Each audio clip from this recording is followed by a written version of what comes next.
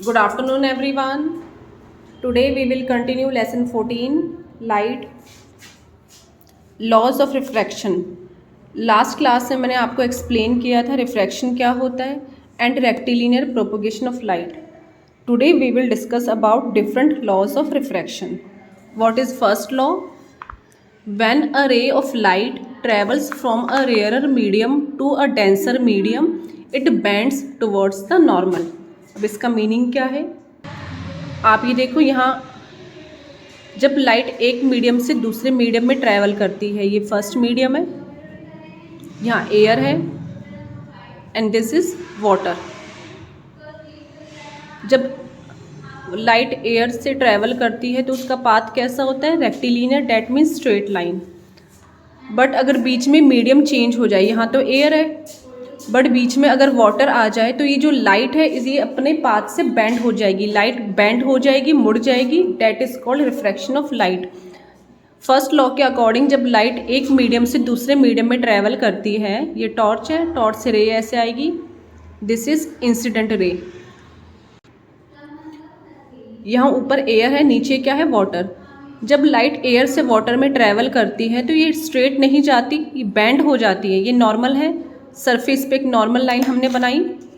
Then ये रे straight जाने की बजाय ऐसे स्ट्रेट जाना चाहिए इसको, बट ये जब मीडियम चेंज होता है इसकी वजह से जो लाइट है उसका पाथ चेंज हो जाएगा, ये थोड़ी सी बेंड हो जाएगी. This is called refraction of light. ये नॉर्मल है, ये रे स्ट्रेट जाने की बजाय मीडियम चेंज हो गए इसलिए ये नॉर्मल की तरफ बेंड हो जाएगी. It bends towards the normal. This is rare medium and this is denser medium. Denser medium में पार्टिकल्स क्लोजली पैक्ड होते हैं.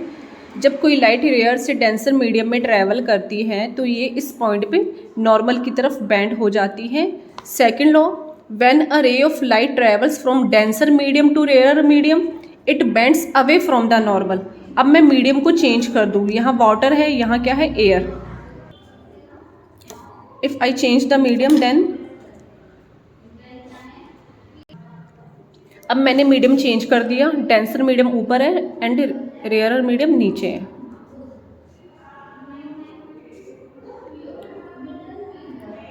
Water air. अब लाइट पहले वाटर में जाएगी, वाटर से होते हुए एयर से पास होगी. लाइट को स्ट्रेट जाना चाहिए बट ये स्ट्रेट जाने की बजाय जब लाइट डेंसर से रेयरर मीडियम में ट्रैवल करती है इट बेंड्स, ये नॉर्मल है, away from the normal. Normal से दूर की साइड ये बेंड हो जाएगी. This is first law of refraction. According to this law, when light travels from one medium to another medium, it bends either away from the normal और towards the normal. ठीक है. Second law, the incident ray, refracted रे and the normal all lie in the same plane at the point of incidence. This is point of incidence. जहाँ light interface पे fall करेगी, ये line है, ये air और वाटर को separate करती है. ये कौन सी लाइट है? Incident. This is incident ray and this is refracted रे. नॉर्मल कौन सा है? ये जो मैंने इस सरफेस पे एक डॉटेड लाइन बनाई है, perpendicular line, this is normal. According to second law, incident ray, normal and refracted ये एक सिंगल प्लेन में ही लाई करेंगे. Third law, the ratio of sine of angle of incidence to the sine of angle of refraction for the pair of medium is constant. What is angle of incidence? ये normal line है, normal line और incident ray के बीच में जो angle बनता है that is angle of incidence.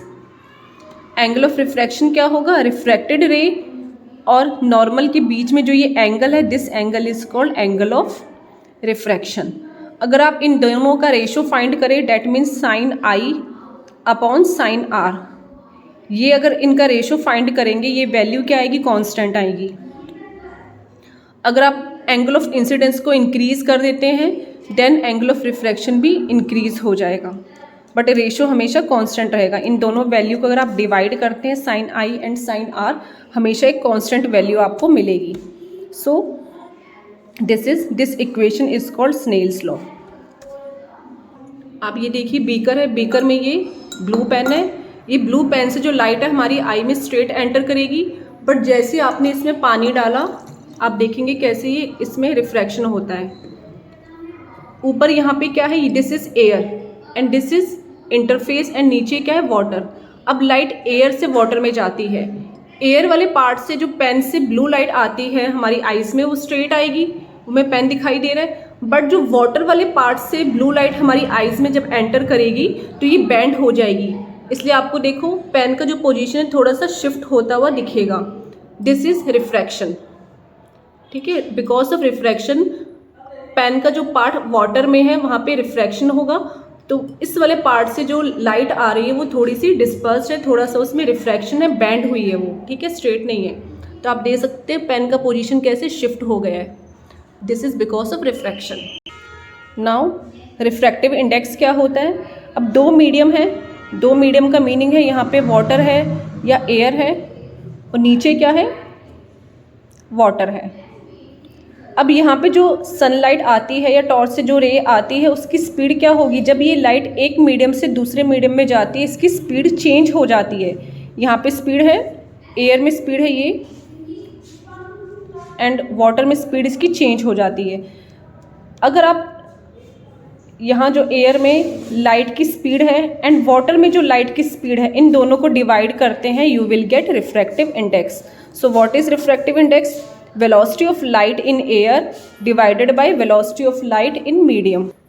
Refraction होता क्यों है, लाइट अपना पाथ क्यों चेंज करती है, क्यों, जब लाइट एक मीडियम से दूसरे मीडियम में जाएगी तो लाइट की स्पीड चेंज हो जाती है जिसकी वजह से सीधी जाने की बजाय थोड़ा सा बेंड हो जाएगी, ठीक है। अब यहाँ पे एयर में लाइट की स्पीड अलग है, वाटर में अलग है, इन दोनों स्पीड को अगर आप डिवाइड करते हैं you will get refractive index. Next है refraction through glass slab. What is glass slab? This is glass slab।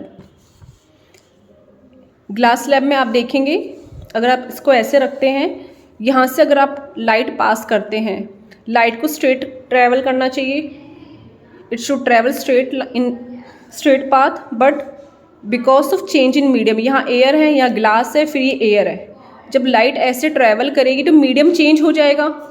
जैसी लाइट यहाँ इस पॉइंट पे आई मीडियम चेंज हो गया, एयर से ग्लास हो गया, इसकी वजह से लाइट बेंड हो जाएगी। ये देखो यहाँ पर लाइट स्ट्रेट जाने की बजाय थोड़ा सा वो बेंड हो जाएगी जैसे वो ग्लास में जाएगी, क्योंकि यहाँ पे रे जो लाइट है, लाइट रे है वो एयर से ग्लास में जा रही है, मीडियम चेंज हो रहा है जिसकी वजह से लाइट बेंड हो गई।